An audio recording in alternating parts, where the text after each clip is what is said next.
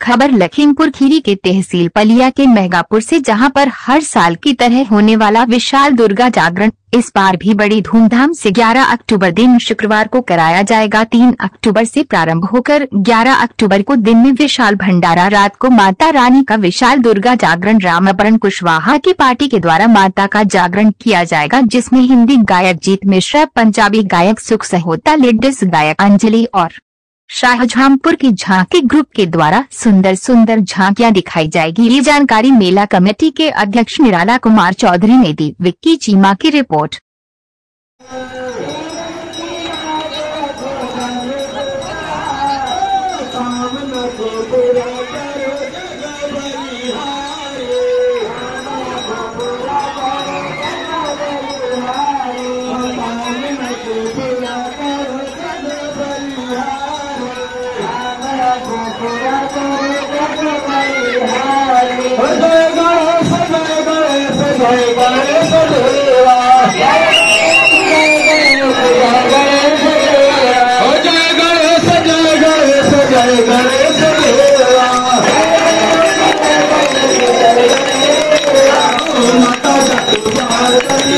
माता